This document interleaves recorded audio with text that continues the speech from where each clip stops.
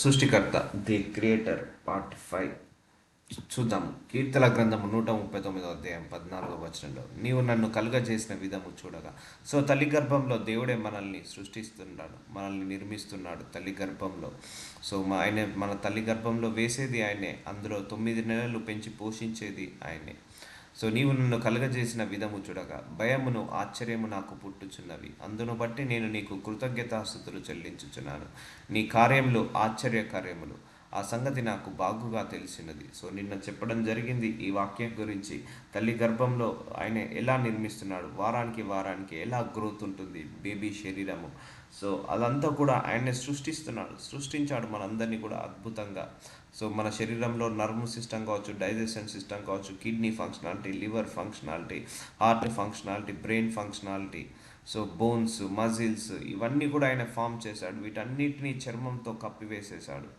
So ఆశ్చర్యము, మనిషి యొక్క రూపము, మనిషి యొక్క ఆకారము, మనిషి యొక్క ఎదుగుదల గర్భంలో అదంతా కూడా ఆశ్చర్యకరము. సో ఆయన సృష్టిని మనము అండర్ ఎస్టిమేట్ చేయలేము, గ్రహించలేము కూడా. నేను రహస్యమందు పుట్టినాడు, భూమి యొక్క అగాధ స్థలంలో విచిత్రంగా నిర్మింపబడి ఉన్నాడు. నాకు కలిగిన ఎముకలు నీకు మరుగై ఉండలేదు.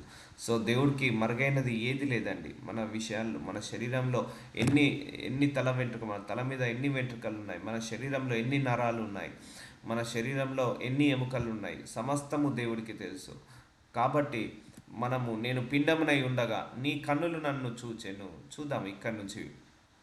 మనం పిండమై ఉన్నప్పుడే ఆయన మనల్ని చూచాడట.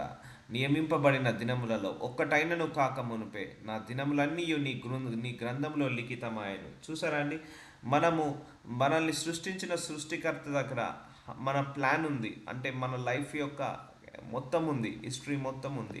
ఒక 10 years తర్వాత మనకేమవుతుంది, 20 years తర్వాత మనకేమవుతుందో అన్నీ కూడా మన సృష్టికర్త దగ్గర ఉంది. సో నేను పిండమునై ఉండగా మొట్టమొదట చూసినవాడు ఆయన్నే. నీ కన్నులు నన్ను చూచెను. నియమింపబడిన దినములలో ఒక్కటైనను కాక మునుపే, అంటే మనము గర్భం నుంచి బయటికి రాకముందుకే నా దినములన్నీ నీ గ్రంథంలో లిఖితమాయను. సో ఆయన గ్రంథంలో రాసి పెట్టుకున్నాడట మన మన లైఫ్ అంతా కూడా. అందుకే మనం దేని విషయంలో రిగ్రెట్ కావద్దండి. అయ్యో నేను అక్కడికి వెళ్ళలేదే, అయ్యో నేను ఇది కొనుక్కోలేదే, అయ్యో నా లైఫ్ ఇలా ఉందే, అయ్యో నేను అది చదువుకోలేదే, అయ్యో నేను ఇక్కడ పుట్టలేదే, అయ్యో నేను అక్కడ జాబ్ చేయలేదే అని మనం ఎప్పుడు కూడా రిగ్రెట్ కావద్దు. ఎందుకంటే ఆయన ఏం చేశాడట, ఒకటైనను నీ దినములు రాకముందుకే నీ గ్రంథంలో లిఖితమాయను. ఆయన రాసి పెట్టేశాడు. సో ఆయన రాసి పెట్టిన ప్రకారమే మన జీవితం నడుస్తుంది. మనం ఎక్కడ పుట్టాలి, ఎవరి గర్భంలో పుట్టాలి, ఎక్కడ పెరగాలి, ఎక్కడ చదువుకోవాలి, కాలేజ్ ఎక్కడ చేయాలి, స్కూలింగ్ ఎక్కడ చేయాలి, ఎవరిని పెళ్లి చేసుకోవాలి, ఎంతమందిని పిల్లల్ని కనాలి, ఆ పిల్లలు ఎక్కడ, మనం ఏ హాస్పిటల్లో పుట్టాలి, మన పిల్లలు ఏ హాస్పిటల్లో పుట్టాలి, మనం ఎక్కడ జాబ్ చేయాలి, ఎన్ని రోజులు ఎక్కడ ఉండాలి, స్కూలింగ్ మనందరం కూడా స్కూలింగ్ ఒక దగ్గర చేసాము, కాలేజ్ ఒక దగ్గర చేసాము, జాబ్ ఒక దగ్గర చేస్తున్నాము. ఇంకొంతమంది ఇక్కడ పుట్టి ఫారిన్ కంట్రీస్కి వెళ్తుంటా అంటారు. సో అలా ఎక్కడ జాబ్ చేయాలి, ఏ కంట్రీకి వెళ్ళాలి, ఎంత సంపాదించాలి, సో మనము ఎక్కడ ఇల్లు కట్టుకోవాలి. సో ఇవన్నీ కూడా ఆల్రెడీ నీకు లిఖితమై ఉన్నది, రాసి పెట్టున్నది. సో ఈరోజు మీరు ఒక ఇంట్లో నివసిస్తున్నారు, అది ఆల్రెడీ మనం పుట్టక ముందుకే మనం ఈ ఇంట్లో నివసించాలని దేవుడు రాసి పెట్టాడు. సో ఈరోజు మనందరికీ కొన్ని ఆశీర్వాదాలు ఉన్నాయి. కార్ అనే ఆశీర్వాదము, ఇల్లు అనే ఆశీర్వాదము, ఎడ్యుకేషన్ అనే ఆశీర్వాదము, పిల్లలు అనే ఆశీర్వాదము, ధనం అనే ఆశీర్వాదం, ఇలా చాలా ఆశీర్వాదాలు మనకు అందరికి ఉన్నాయి. ఆయనే మనకు ఇవన్నీ కూడా పుట్టక ముందుకే ఆయన దినములు ఒక్కటి కూడా గడవక ముందుకే ఆయన గ్రంథంలో రాసి పెట్టాడు. అందుకే సమస్తము ఆయన చిత్త ప్రకారమే జరుగుతుందండి. సో నేను కూడా ఈ దేవుణ్ణి తెలుసుకున్నాను, పుట్టుకతో తెలుసుకోలేదు, మిడిల్లో ఆయన ముందుగానే రాసి పెట్టాడు. ఒక ఏజ్ వచ్చే వరకు నువ్వు మళ్ళీ తెలుసుకోవాలి అని రాసి పెట్టాడు. ఆ ఏజ్ రాగానే ఆయనను తెలుసుకోవడం జరిగింది. సో సమస్తము ఆయన రాసిన ప్రకారమే జరుగుతుంది. కాకపోతే మధ్యలో అపవాది ఆటంకపరుస్తుంటా అంటాడు మనల్ని, ఆయన చిత్తాన్ని నెరవేర్చకుండా, ఆయన ప్రణాళికలో ఉండకుండా. అందుకే మనందరం కూడా ప్రార్థించుకొని జయించినప్పుడు ఆ అపవాది కార్యాలన్నీ కూడా వెళ్ళిపోతాయి. దేవుడు మన పట్ల ఉన్న చిత్తాన్ని నెరవేర్చుకుంటాడు. సో అప్పుడు అన్నాడు, ఆదాం పట్ల చిత్తం ఉందా లేదా, దేవుడికి మంచి చిత్తం ఉంది. ఆదాం వచ్చి ట్రాప్ చేశాడా లేదా, చేశాడు. సో ఆదాంని లూసిఫర్ వచ్చి ట్రాప్ చేసేసాడు, అపవాది. సో అలా దేవుడి యొక్క ప్రణాళిక ఆల్రెడీ ఉంది. ఇంకా 10 ఇయర్స్ తర్వాత మన జీవితంలో ఏం జరుగుతుంది, 20 ఇయర్స్ తర్వాత జీవితంలో ఏం జరుగుతుంది, ఇవన్నీ కూడా దేవుడి యొక్క గ్రంథంలో రాసి పెట్టాడట. సో సృష్టికర్త దగ్గర మన సమస్త ప్లాన్ ఉందండి. సృష్టికర్త దగ్గర మన కంప్లీట్ భవిష్యత్తు ఉంది ఆయన చేతిలో. సో కాబట్టి డోంట్ రిగ్రెట్ ఫర్ ఎనీథింగ్. ఏ విషయంలో మీరు చింతించకండి, ఏ విషయంలో బాధపడకండి. సో మనము ఏ ఇంట్లో ఉంటున్నామో అది దేవుడి యొక్క చిత్తము. మనము ఏమైతే చదువుకున్నామో అది దేవుడి యొక్క చిత్తము. ఏ ఆకారము కలిగి ఉన్నామో, ఏ రూపమైతే కలిగి ఉన్నామో, ఏ జ్ఞానం అయితే కలిగి ఉన్నామో, ఏ తెలివి అయితే కలిగి ఉన్నామో, ఏ ఆశీర్వాదం అయితే కలిగి ఉన్నామో, అవన్నీ మనము పుట్టక ముందుకే ఆయన గ్రంథంలో లిఖితమాయను మన దినములన్నీ. సో కాబట్టి don't worry for anything. So కీర్తన గ్రంథము 19వ అధ్యాయము 1వ వచనము. సో ఆకాశములు దేవుని మహిమను వివరించుచున్నవి. సో చూడండి, ఆకాశం దేవుడి యొక్క మహిమతో ఆయన నోటి వాక్కుతో తయారు చేశాడు. సో సూర్యుడు రాగానే వెలుగు, చంద్రుడు రాగానే చీకటి, మళ్ళీ నక్షత్రాలతో వెలుగు. సో నక్షత్రాలు కూడా ఒక విత్తనాలు చల్లినట్టుగా ఆకాశంలో ఉండడం. సో ఆయన మహిమను వివరిస్తున్నాయి. అంతరిక్షము ఆయన చేతి పనిని ప్రచురపరుచున్నది. సో అంతరిక్షాన్ని ఆయన చేతి పనితో ప్రచురించున్నది. ఆయన ఆకాశానికి పెయింట్ వేస్తున్నాడట, ఒక వాక్యంలో రాసి ఉంది. సో పగటికి పగలు బోధ చేయుచున్నది, రాత్రికి రాత్రి జ్ఞానము తెలుపుచున్నది. చూడండి, ఒక సిస్టమేటిక్. మనకు ఎర్లీ మార్నింగ్ 6 కాగానే సూర్యుడు వస్తుంటా అంటాడు, 9 కాగానే ఆ సూర్యుడు యొక్క తీవ్రత పెరుగుతుంటుంది, 12 కాగానే మళ్ళీ సూర్యుడితో తీవ్రత ఇంకా పెరుగుతుంటుంది. ఆఫ్టర్నూన్ వచ్చేసరికి 12 to 1, 2, 3, 4 వరకు సూర్యుడి యొక్క వేడి ఇంకా ఎక్కువగా ఉంటుంది. మళ్ళీ 4 కాగానే సూర్యుడి యొక్క పవర్, ఆ యొక్క వేడి తగ్గిపోతుంటా ఉంటుంది, ఆ లైటింగ్ తగ్గిపోతుంటా ఉంటుంది. 6 కాగానే మళ్ళీ చంద్రుడు వస్తుంటా అంటాడు, సూర్యుడు వెళ్ళిపోతాడు, ఆ తీవ్రత, సూర్యుడి యొక్క తీవ్రత, ఆ వేడిమి తగ్గిపోతుంటుంది. చంద్రుడు రాగానే మళ్ళీ చల్లగా వస్తుంటుంది, చలి యొక్క తీవ్రత పెరుగుతుంటా ఉంటుంది. మిడ్ నైట్ వచ్చేసరికి చలి యొక్క తీవ్రత ఇంకా పెరుగుతుంటుంది. చూడండి, సో దేవుడు ఎట్లా సృష్టించాడో. పగటికి పగలు బోధించుచున్నదట, రాత్రికి రాత్రి జ్ఞానము తెలుపుచున్నది. వాటికి భాష లేదు, మాట లేవు, వాటి స్వరము వినబడదు. సో ఏది కూడా స్వరం ఉండదు, మాట ఉండదు. కానీ సూర్యుడు వస్తుంటా అంటాడు, రాత్రి రాత్రి వస్తుంటుంది, పగలు పగలు అవుతుంటుంది, చీకటి చీకటి మౌనంగా అవుతుంటుంది. ఏమన్నా సౌండ్ ఉంటుందా అండి? పగలు వచ్చేటప్పుడు ఏమన్నా సౌండ్ ఉంటుందా? పగలు వస్తుందని. రాత్రి వచ్చేటప్పుడు ఏమన్నా సౌండ్ ఉంటుందా? ఏది ఉండదు, మౌనంగా. పగలు రాత్రి చీకటి మౌనంగా.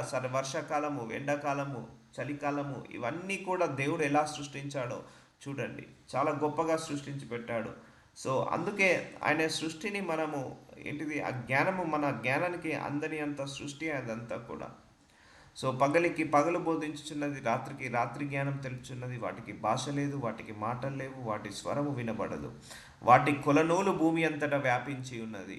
సో భూమి ఎలాగైతే ఉంటుందో ఆకాశం కూడా అలాగే ఉంటుంది. అంటే భూమి ఇప్పుడు చూడండి, కొంచెం దూరం నుంచి చూస్తే భూమి ఆకాశం కలిసినట్టుగా ఉంటుంది. సో భూమిని ఎలాగా విస్తరింపజేశాడో ఆకాశాన్ని కూడా భూమి పైన అలాగే విస్తరింపజేశాడు. భూమి ఎంతవరకు ఉంటుందో ఆకాశం కూడా అంతవరకు ఉంటుంది. వాటి కొలనూలు భూమి అంతటా వ్యాపించి ఉన్నది. లోక దిగమంతముల వరకు వాటి ప్రకటనలు బయలు వెళ్ళుచున్న వాటిలో ఆయన సూర్యునికి గుడారము వేసెను. సో చూడండి, ఈ లోకమంతా చూడండి, సూర్యుడు వస్తుంటాడు, చంద్రుడు వస్తుంటా అంటాడు. ఒక దగ్గర చీకటి అయితే ఒక దగ్గర వెలుతురు వస్తుంటుంది, ఒక దగ్గర వెలుతురు అయితే ఇంకో దగ్గర చీకటి.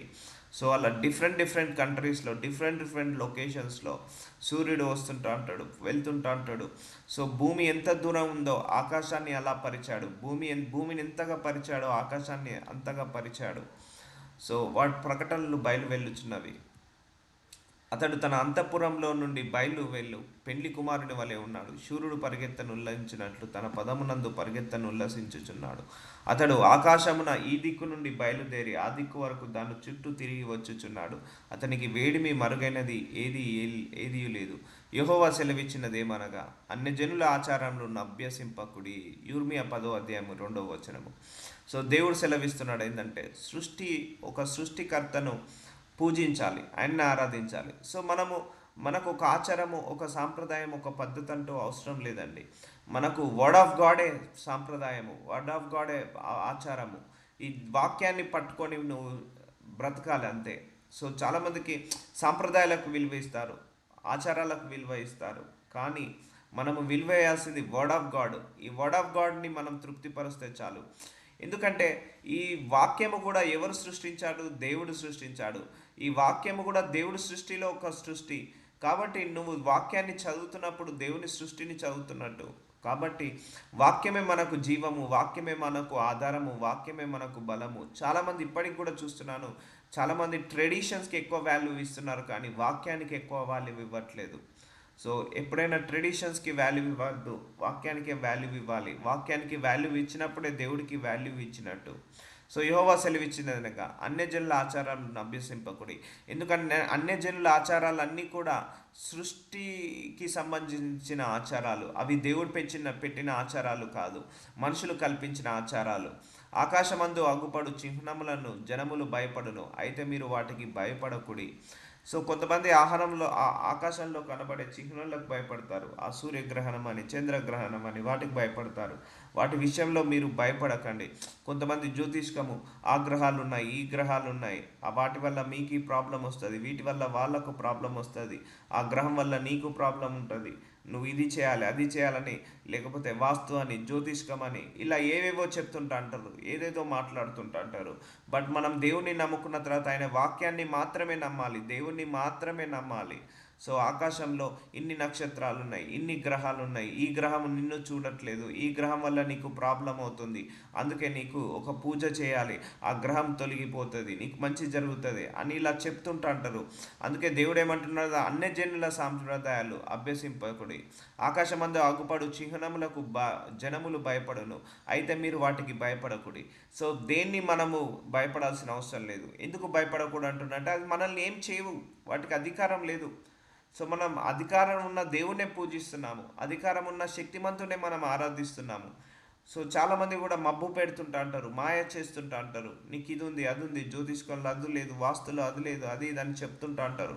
అన్ని జనుల సాంప్రదాయాలకు ఆలోచించద్దు, వాటన్నిటిని కూడా నువ్వు మొక్కొద్దు, వాటన్నిటిని కూడా నువ్వు అభ్యసించద్దు. జస్ట్ వర్డ్ ఆఫ్ గాడ్ పట్టుకో, దానికి మీద ప్రార్థన చేసుకో, అన్ని క్షేమమే జరుగుతాయి.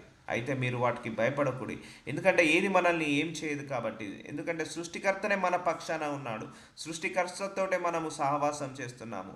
ఆయన చేతిలోనే భూమి ఉంది, ఆయన చేతిలోనే ఆకాశం ఉంది, ఆయన చేతిలోనే గాలి ఉంది, ఆయన చేతిలోనే సమస్తం ఉంది. ఆయన తలుచుకుంటే ఏదైనా చేయగలుగుతాడు. అలాంటి సృష్టికర్తను నువ్వు మెప్పించు, ఒప్పించు, ఆయనే నీ కోసం ఏదైనా చేయగలుగుతాడు.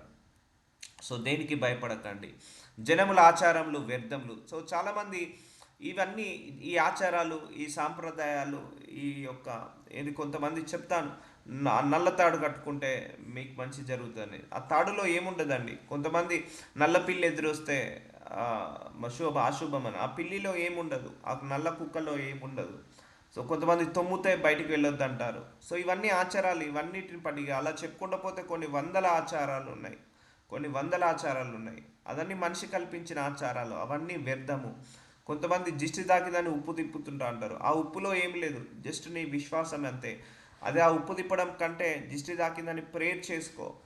సో ఇవన్నీ మూఢనమ్మకాలు, మూఢ ఆచారాలు. సో జనముల ఆచారములు వ్యర్థములు. అందులో దేవుడు లేడు, ఆ నల్లతాళ్ళలో దేవుడు లేడు, ఆ యొక్క ఉప్పులో దేవుడు లేడు, లేకపోతే ఆ నల్ల పిల్లిలో అంత శక్తి లేదు. అడవిలోని ఒకడు చెట్టు నరుకున్నట్లు అది నరకబడును, అది పనివాడి గుడ్డలితో చేసిన పని. సో మనుషుల ఆచారాలు, మనిషి యొక్క కల్పించిన వ్యర్థమైన ఆచారాలకు వెళ్ళి మనం సృష్టికర్తకు దూరం కావద్దు. Just depend on God only, depend on your prayers only. నీ ప్రార్థనల మీదనే ఆధారపడు, అన్యజనుల ఆచారాల మీద, సాంప్రదాయాల మీద ఆధారపడద్దు. అవన్నీ సృష్టికి సంబంధించిన ఆచారాలు, సృష్టికర్తకు సంబంధించిన ఆచారం లేదు. దేవుడు మనకిచ్చిన ఆచారం ఒకటే, ప్రార్థించడం, బైబిల్ చదువుకోవడం, బైబిల్ చదువుకొని ప్రార్థించడం. ఇదే మన ఆచారం, ఇదే మన సాంప్రదాయము, ఇది మన సృష్టికర్తకు మెప్పైనది. అంతేకాని ఆ చెట్టును నమ్మడమో, ఆ పుట్టను నమ్మడమో, లేకపోతే ఆ గుట్టను నమ్మడమో, ఆ నల్లత్రాడును నమ్మడమో, లేకపోతే జీవం లేని ఆ ఫోటోని నమ్మడమో, జీవం లేని ఆ విగ్రహాన్ని నమ్మడమో దేవుడి చిత్తము కాదు. అవన్నీ సృష్టించిన వాటి ద్వారా తయారైన రూపాలు, వాటి జోలికి వెళ్ళొద్దు. సృష్టికర్తను మాత్రమే మనం పూజించాలి. సో వెండి బంగారము చేత పనివారు దానిని అలంకింతురు, అది కదలయకుండునట్లు మేకులు పెట్టి సుత్తెతో బిగగొట్టి దానిని నిలుపుదురు. ఇప్పుడు ఒక విగ్రహాన్ని తయారు చేసేటప్పుడు, వెండితో తయారు చేసేటప్పుడు, బంగారంతో తయారు చేసేటప్పుడు వాళ్ళు కొడుతుంటా అంటారు, ఆ సుత్తెతోటి వాటిని తయారు చేస్తుంటా అంటారు. సో వీళ్ళందరూ కూడా ఈ ఏవైతే బొమ్మలు ఉన్నాయో, ఏవైతే ఫోటోలు ఉన్నాయో అవి జీవం లేనిది. సో వాటి జోలికి వెళ్ళొద్దు. ఎందుకు చెప్తున్నాడు దేవుడు అంటే, వాళ్ళందరూ సృష్టిని సృష్టించలేదు, సృష్టిలో ఒక భాగాన్ని, ఆ భాగాన్ని మీరు పూజించొద్దు. వెండి బంగారంతో చేత పనివారు దానిని అలంకింతురు, దేన్ని బొమ్మలను. అది కదలక ఉండునట్లు మేకులు పెట్టి సుత్తెతో బిగగొట్టు దాన్ని నిలుపుదురు. సో కదలకుండా సుత్తెతో కొడుతుంటా అంటారు, మేకులు పెట్టి నిలబెడుతుంటా అంటారు కదలకుండా. సో అలాంటి వాటి అవి తాటి చెట్టు వల్లే తిన్నగా ఉన్నవి. ఒక చెట్టు ఎలాగైతే ఉంటుందో అలాగే ఉంటుంది. అవి పలకవు, నడవనేరవు. చెట్టు పలుకుతుందా అండి? చెట్టు నడుస్తుందా? అలాగే ఆ మనుషులు తయారు చేసిన బొమ్మలు, ఆ మనుషులు తయారు చేసిన ఫోటోలు, మనుషులు తయారు చేసిన విగ్రహాలు అవి కదలవు, మెదలవు. వాటిని శుద్ధితో కొట్టి కొట్టి కొట్టి ఆ రూపాన్ని తీసుకొస్తారు. సో ఆ రూపంలో దేవుడు ఉన్నాడని ఎలా నమ్ముతుంటారు? అవి పలుకవు, నడవనేరవు గనుక వాటిని మోయవలసి వచ్చెను. సో వాటిని ఒక నలుగురు వచ్చి మోస్తున్నారు. వాటికి భయపడకుడి, అవి హానియు చేయనేరవు, మేలు చేయుట వాటి వలన కాదు. సో వాటి ఆ బొమ్మలకు, ఆ విగ్రహాలకు నువ్వు భయపడాల్సిన అవసరం లేదు. అయ్యో దాంట్లో ఏదైనా శక్తి ఉందేమో, అయ్యో దాంట్లో ఏమన్నా దాంట్లో ఏమన్నా ప్రాణం ఉందేమో, అయ్యో దాంట్లో ఏమన్నా మహిమ ఉందేమో. ఆ బొమ్మలో ఏ మహిమ లేదు. మహిమ అంతా కూడా దేవుడి దగ్గరనే ఉంది. వాటికి నువ్వు భయపడాల్సిన అవసరము లేదు. ఇవన్నీ సృష్టిలో మనిషి సృష్టించిన ఆచారాలు, మనిషి సృష్టించిన పద్ధతులు, మనిషి సృష్టించిన సాంప్రదాయాలు. So we're in the right track. నేను అందుకే చెప్తున్నాను, చాలామంది సృష్టిని పూజించే వరకే ఆగిపోయారు. నెక్స్ట్ లెవెల్ వెళ్తే సృష్టికర్తను తెలుసుకునే ఆ కృప దేవుడు మనందరికీ కూడా ఇచ్చాడు. ఆ సృష్టిని పూజించే స్టేజ్ నుంచి మనల్ని, సృష్టికర్తను పూజించే స్టేజ్కి మనల్ని తీసుకొచ్చాడు దేవుడు. యెహోవా, యిర్మీయా 10వ అధ్యాయం 6వ వచనం, యెహోవా నిన్ను పోలిన వాడెవడును లేడు, నీవు మహాత్యము గలవాడు. సో ఈ దేవుడే అన్నిటిని సృష్టించాడు. ఈ దేవుడు తప్పించి ఇంకెవరు కూడా సృష్టించలేదు. మహాత్యము గలవాడు, నీ శౌర్యం బట్టి నీ నామము ఘనమైన దాయను. సో ఆయన భీకరమైన దేవుడు. ఆయన వెలుగుమంతుడు, వెలుగుమయము. ఆయన వెలుగు మనం చూడలేమండి, అంత గొప్ప వెలుగుతో ఉన్నాడు. ఆయన గొప్ప మహిమ గల దేవుడు, అద్భుతాలు, ఆశ్చర్యమైన కార్యాలు చేసే దేవుడు.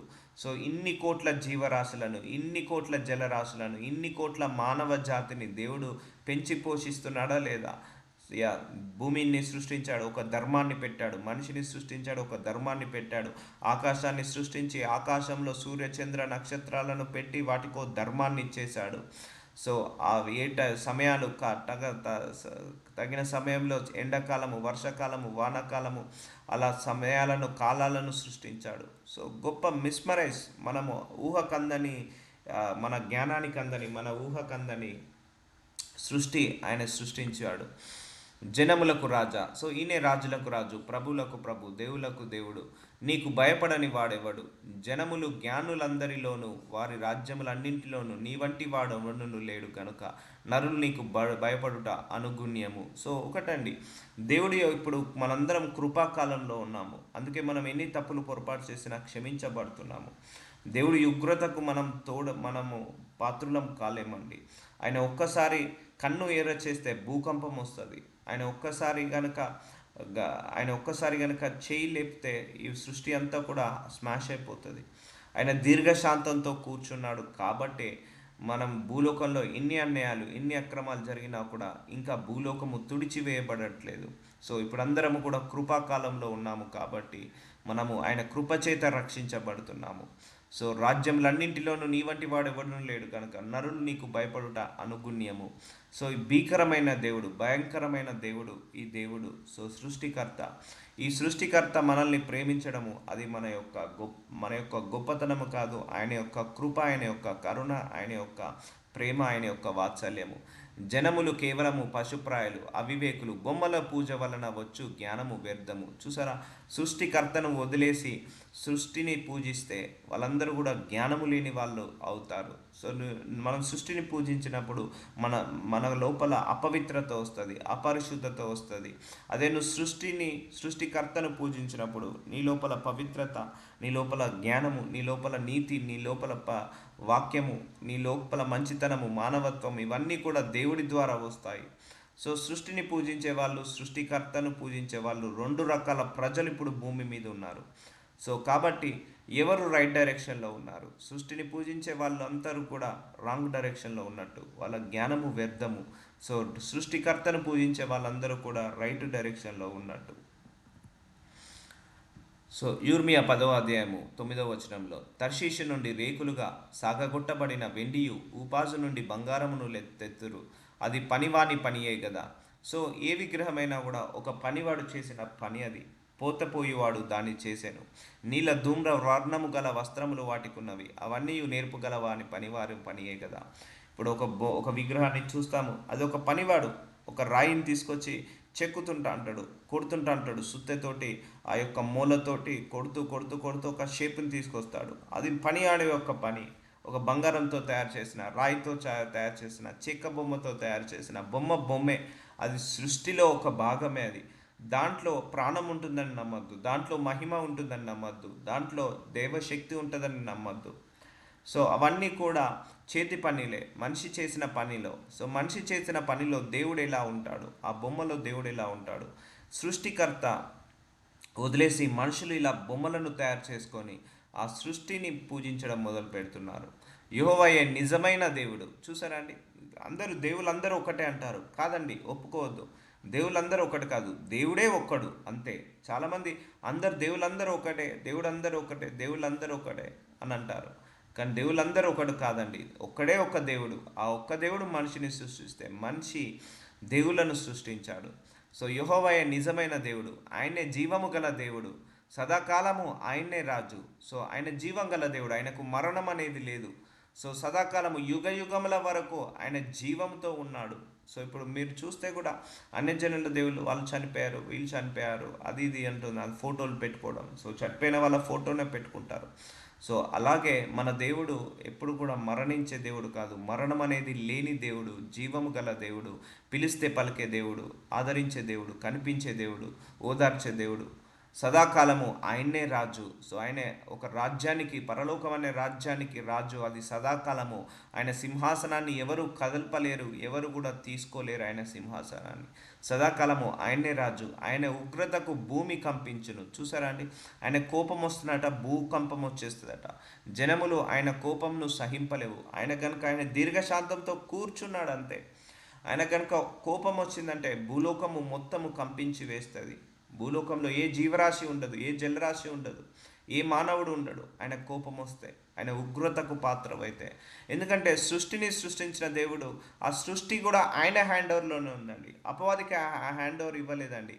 వర్షాలు పడ్డా, వడగండ్లు పడ్డా, లేకపోతే మంచు వర్షము కురిచిన, థండర్స్ వచ్చిన, స్ట్రామ్స్ వచ్చిన, ఇవన్నీ కూడా ఆయన ద్వారానే. భూకంపాలు వచ్చినా కూడా ఆయన ద్వారానే, ఆయన వల్లనే. కానీ అపవాదికి ఆ అథారిటీ ఇవ్వలేదు. అపవాది కనుక సృష్టి మీద అథారిటీ ఇచ్చి ఉంటే ఇప్పటికి సృష్టి అంతా కూడా నాశనం అయ్యేది. సో కాబట్టి జనములు ఆయన కోపంను సహింపలేవు. మీరు వారితో ఇలాగా చెప్పవలను, ఆకాశమందును భూమిని సృష్టింపని ఈ దేవతలు భూమి మీద ఉండకుండాను, ఆకాశం కింద ఉండకుండాను నశించును. So one day it will come. So ఇప్పటికే చాలామంది దేవుణ్ణి తెలుసుకుంటున్నారు, యేసయ్యను తెలుసుకుంటున్నారు. చాలామంది కూడా ఆ సాంప్రదాయాలను, అన్య విగ్రహాలను, అన్య దేవతలను వదిలేసి సృష్టికర్త వైపు తిరుగుతున్నారు. ఇప్పుడు సౌత్ ఆఫ్రికాలో ఒకప్పుడు కంప్లీట్గా Idol worship country. South Africa, Ghana, Zimbabwe and చాలా కంట్రీస్, నేపాల్, ఇవన్నీ కూడా ఐడల్ వర్షిప్ కంట్రీస్ ఉండే. కానీ ఇప్పుడు వాళ్ళందరూ కూడా 90% మారిపోయారు. 90% దాకా మారిపోయారు, దేవుడి వైపుకు తిరిగారు. సో సౌత్ ఆఫ్రికాలో ఇప్పుడు చాలా గొప్ప ఉజ్జీవము, దేవుడి యొక్క ఉజ్జీవము మొదలైంది సౌత్ ఆఫ్రికాలో, ఘనాలో, లేకపోతే ఆ యొక్క ఆఫ్రికన్ కంట్రీస్ అన్నీ కూడా దేవుని గొప్పగా తెలుసుకున్నాయి. సో వాళ్ళందరూ కూడా వదిలేశారు, వాళ్ళు పూజించిన పూజలన్నింటిని కూడా వదిలేసి, సృష్టించిన పూజలన్నింటిని వదిలేసి సృష్టికర్త వైపు తిరిగారు. భూమి సృష్టింపని ఈ దేవతలు భూమి మీద ఉండకుండాను, ఆకాశం కింద ఉండకుండాను నశించును. సో ఒక టైం వస్తుంది, ఒక టైం పెట్టుకుంటాడు దేవుడు ప్రతిదానికి కూడా. సో ఇప్పుడు ఏవైతే దేవతలను పిలువబడుతున్నారో వాళ్ళన్నిటికి కూడా ఒక ఎక్స్పైరీ డేట్ వస్తుంది. అందరూ కూడా ప్రతి ఒక్క మోకాలు ఆయన ముందు మోకరించాల్సిందే. అందుకే హర్రీ కావద్దు. ఇంకెవరైనా మారుమనసు పొందుకోలేదంటే మనము భయపడాల్సిన అవసరం లేదు. ఎందుకంటే దేవుడు తప్పకుండా అన్నిటినీ వ్యర్థంగా చేసేసి ఆయన కృప చొప్పున మనందరినీ కూడా లాక్కుంటాడు. భూలోకంలో ఉన్న ప్రతి ఒక్కరిని కూడా తీసేసుకుంటాడు. సో ఆయన తన బలము చేత భూమిని సృష్టించాను. చూసారా అండి, భూమి బలము చేత తన జ్ఞానము చేత ప్రపంచమును స్థాపించను, తన ప్రజ్ఞ చేత ఆకాశమును విశాలపరచెను. సో ఆకాశాన్ని ఎంత చూడండి, ఎంత విశాలంగా ఉంటుందో ఆకాశం వైపు ఒకసారి మనం కళ్ళెత్తి చూస్తే ఏ కంట్రీకి వెళ్ళినా మనకు ఆకాశం కనపడుతుంది. భూమిపైన ఆకాశాన్ని ఇలా కప్పివేసేశాడు. ప్రజ్ఞ చేత ఆకాశంను విశాలపరిచాడు, జ్ఞానము చేత ప్రపంచాలను సృష్టించాడు. సో కొన్ని ప్రపంచాలు చూద్దాము, కొన్ని దేశాలు ఎంత బాగుంటాయి, సింగపూర్, మలేషియా, లేకపోతే నేచర్కి అయితే న్యూజిలాండ్, స్విట్జర్లాండ్ చాలా బాగుంటాయి నేచర్స్కో, Canada, America, London, Australia. So ఐరోపా ఆసియా ఖండాలు, ఏసియా ఖండాలు ఇవన్నీ కూడా చాలా బాగుంటాయి చూడడానికి. సో మనం చూసిన సృష్టి అంతా కూడా జస్ట్ మన ఇండియా కూడా సరిగా చూడలేదు మనము చెప్పాలంటే. హిమాచల్ ప్రదేశ్, కాశ్మీర్, సో కన్యాకుమారి, సో అలా ఎన్ని గొప్ప గొప్ప ప్రదేశాలు, గొప్ప గొప్ప స వింతలు విశేషాలు భూమి మీద ఎన్నో సృష్టించాడు. So it's a very great, we're thankful to God. మనందరి కోసం ఆయనే ఇంతగా కష్టపడ్డాడు. సో ఆయనే ఆజ్ఞనీయగా జలరాశులు ఆకాశములందులో పుట్టును. చూసారా అండి, ఆయన సృష్టి మొత్తం ఆయన కంట్రోల్ ఉంది, ఆకాశం ఆయన కంట్రోల్ ఉంది. ఇప్పుడిప్పుడు ఆయన తలుచుకుంటే కొత్త ఆకాశాన్ని ఇవ్వగలుగుతాడు, కొత్త భూమిని ఇవ్వగలుగుతాడు. ఆయన ఆజ్ఞనిస్తేనట జలరాశులు ఆకాశ మండలంలో పుట్టునట. సో జలరాశులు ఇప్పుడు ఆయన ఆజ్ఞిస్తే ఆకాశంలో కూడా ఒక సముద్రాన్ని సృష్టించవచ్చట. ఆయన భూమి అంత భాగంలో నుండి ఆయన ఆవిరి ఎక్కజేయను. సో భూమి మీద ఇప్పుడు ఇప్పుడు సముద్రాలు ఎండాకాలం వచ్చినప్పుడు ఆ సముద్రాల వల్ల, ఆ వేడి వల్ల, ఆ సూర్యరశ్మి వల్ల ఏమవుతుంది, ఆవిరైపోతుంటా అంటే ఆ నీరు ఆవిరైపోయి ఆ ఒక్క మేఘంలాగా తయారవుతున్నాయి. ఆ మేఘం నుంచి మళ్ళీ మనకు వర్షాలు పడుతున్నాయి. మళ్ళీ సముద్రంలో నుంచి నీళ్లను దేవుడు ఏం చేస్తున్నాడు, ఆవిరి రూపంలో మేఘాల రూపంలో ఫామ్ చేసి మళ్ళీ వాటిని వర్షాల రూపంలో పంపించేస్తున్నాడు. సో భూమి అంత భాగంలో నుండి ఆయన ఆవిరి ఎక్కజేయును, వర్షము కలుగునట్లుగా ఆయన మెరుపులు పుట్టించును, తన ధనాగారంలో నుండి గాలిని రావించును. చూసారా, తన ధనాగారంలో నుండి గాలిని రాస్తున్నాడు. ఇప్పుడు అర్థమవుతుందండి, గాలిని సృష్టించేది ఎవరు, దేవుడే. ఆవిరిని పైకి తీసుకొచ్చేది ఎవరు, దేవుడే. వర్షాలు కురిపించేది ఎవరు, దేవుడే. ఆయన భూమిని సృష్టించింది ఎవరు, దేవుడే. ఆకాశాన్ని సృష్టించింది ఎవరు, దేవుడే. ఆ వర్షము కలుగునట్లుగా మెరుపులను పుట్టించేది ఎవరు, దేవుడే. ఇప్పుడు అర్థమవుతుందా, ఈయన సృష్టి మొత్తాన్ని కంట్రోల్లో పెట్టుకున్నాడు. సృష్టిని సృష్టించడం మాత్రమే కాదు, ఆ సృష్టిని కూడా కంట్రోల్లో పెట్టుకున్నాడు. వర్షం వచ్చినప్పుడు మన ఆకాశంలో సూచన క్రియలు చూడొచ్చు. అమ్మో వర్షాలు, ఆ సూచన క్రియ చూసి మనం వర్షం పడుతుందని చెప్పొచ్చు. సో అందుకే you need to know more about your God. నీ దేవుడి గురించి గొప్పగా తెలుసుకోవాలి. సమస్తము నువ్వు వాడే ప్రతిదీ, నీకు ఉపయోగపడే ప్రతిదీ కూడా దేవుడి ద్వారానే వచ్చింది. ఇంత గొప్ప దేవుణ్ణి మనం కలిగి ఉన్నాము, ఇదే గొప్ప ధన్యత. తెలివిలేని ప్రతి మనుషుడు పశుప్రాయుడు. సో పోతపోయు ప్రతివాడును తాను చేసిన విగ్రహమును బట్టి అవమానము నొందుచున్నాడు. పోసినది మాయారూపము, అందులో ప్రాణమేమీ లేదు. చూడండి, వీళ్ళందరూ కూడా ఎవరైతే సృష్టికర్తను వదిలేసి సృష్టిని పూజిస్తున్నారో వాళ్ళందరూ కూడా తెలివి లేని పశుప్రాయులట. సో వాళ్ళ విగ్రహాలు బట్టి అవమానం నొందుచున్నారు. అవి పూతపోసిన విగ్రహాలు, మనిషి తయారు చేసినది. ఆ రూపం మనిషి ఇచ్చాడు, దేవుడిచ్చిన రూపం కాదు. సో సృష్టికర్తకు రూపం అనేది లేదు. ఆయన వెలుగు సంబంధి, ఆత్మ సంబంధి. ఆయన వెలుగుతో ఆత్మతో ఉన్నాడు కాబట్టి ఆయనకంటూ ఒక రూపం లేదు. ఇలా రూపాన్ని తయారు చేసుకొని అవన్నీ మాయా రూపాలు, అందులో ప్రాణం ఉండదు, అందులో జీవం ఉండదు. ఆ జీవం లేని బొమ్మకు మొక్కినప్పుడు నీకు కూడా జీవం ఉండదు. ఆ జీవం లేని బొమ్మకు నువ్వు ఆరాధించినప్పుడు మనం కూడా జీవం లేని వాళ్ళం అవుతాము. సో మన దేవుడు జీవమున్న దేవుడు, సజీవుడు అయిన దేవుడు, యుగ యుగంలైన దేవుడు. అందుకే ఈ దేవుడు రూపాన్ని మనము చెప్పలేమండి. సో మనం ఆన్లైన్లో చూస్తున్నాము అది యేసయ్య రూపం అని, అదొక ఆనవాళ్ళతోటి 3D డిజైన్ చేశారు, కానీ దేవుడికంటూ ఒక రూపం లేదండి. ఆయనకంటూ వెలుగు సంబంధి. సో ఏ రూపంతో ఆయనను చూడొద్దు. చూసావా అంటే ఆ రూపం ఆయనది కాదు, అది వేరే రూపము. అవి ఆశను చెడగొట్టు మాయా కార్యములు, విమర్శ కాలంలో అవి నశించిపోను. చూసారా అండి, one day it will come. So everything will pass away. So ఎవరైతే నిజమైన దేవుడో ఆ ఒక్క దేవుడే నిలుస్తాడు. ఎందుకంటే సృష్టించిన దేవుడు, ఈ సృష్టి మొత్తం ఆయన కంట్రోల్లోనే ఉంది. ఇప్పుడు ఆ బొమ్మకు మొక్కితే ఏంది పని అవుతుంది, లేకపోతే ఆ బొమ్మకు మొక్కితే మాకు ఆశీర్వాదాలు వస్తున్నాయి, ఆ యొక్క రాతి బొమ్మకు మొక్కితే మాకు ఆశీర్వదించబడుతున్నామని ఎవరైతే అనుకుంటున్నారో ఒకరోజు వస్తుంది, అది మొక్కినా కూడా ఏమీ జరగదు అన్న స్టేజ్కి వస్తుంది. ఆ రోజు తెలుస్తుంది సృష్టికర్త ఎవరో, సృష్టి ఎవరో, ఎవరిని పూజించాలో, ఎవరిని పూజించకూడదో.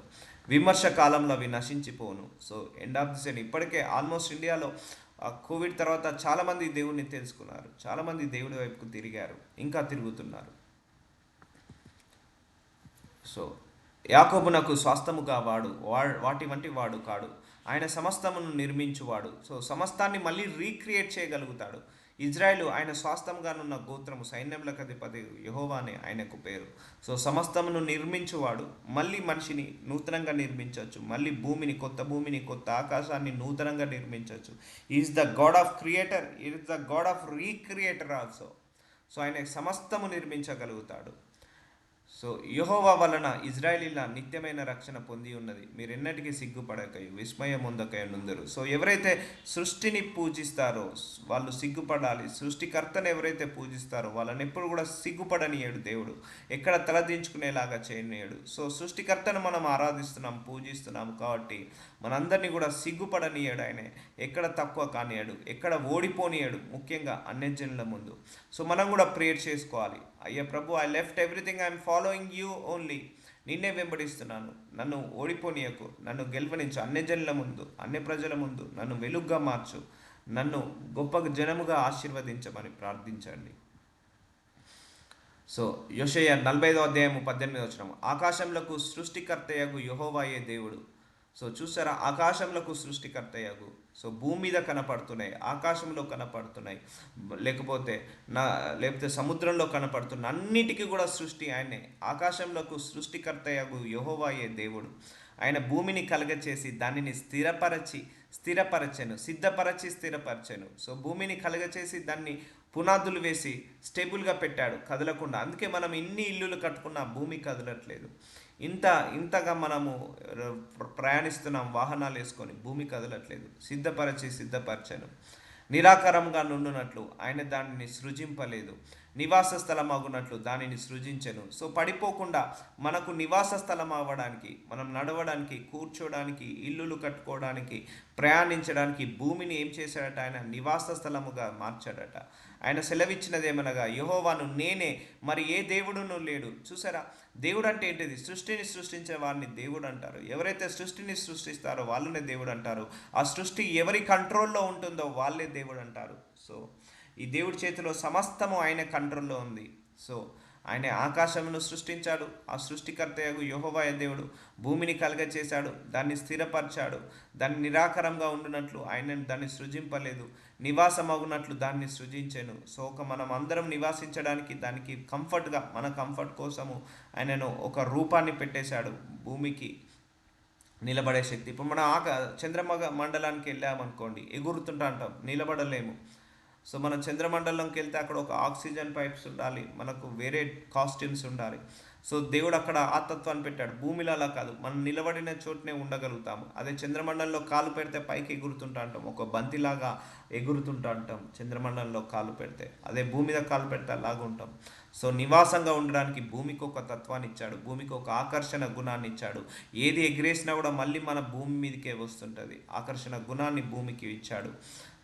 అలాగే చంద్రమండలంకి వెళ్ళి మనం ఏదైనా పైకేస్తే అది అటే వెళ్ళిపోతుంది, మళ్ళీ ఇటు రాదు. సో ఈ దేవుడే తప్పించి వేరే దేవుడు లేడు. సో అంధకార దేశంలోని మరుగైన చోటును నేను మాట్లాడలేదు, మాయా స్వరూపుడనేనంటూ నన్ను వెతుకువాడని యాకోబు సంతానంతో నేను చెప్పలేదు. నేను న్యాయమైన సంగతులను చెప్పువాడను, యథార్థమైన సంగతులను తెలియజేయవాడను అగు యెహోవాను నేనే. సో అబద్ధం చెప్పడు, మోసం చేయడు. ఈ దేవుడు సత్యవంతుడు, నీతిమంతుడు, పరిశుద్ధుడు.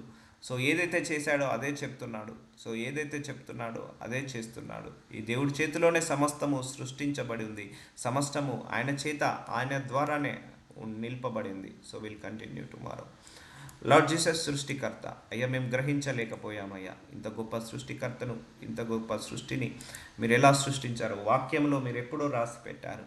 వాటన్నిటిని మేము గ్రహించలేకపోయాము. కానీ మీ ఆత్మ ప్రేరేపణ ద్వారా, మీ ఆత్మ ద్వారా మాకు మీ సృష్టిలో ఉన్న వింతలు, విశేషాలన్నిటిని కూడా మాకు బయలుపరుస్తూ సృష్టికర్తగా మాకు మళ్ళీ పరిచయం చేసుకున్నందుకు మీకే శతకోటి వందనాలు, శతకోటి స్తోత్రాలు, శతకోటి కృతజ్ఞతలు చెల్లిస్తున్నాను తండ్రి.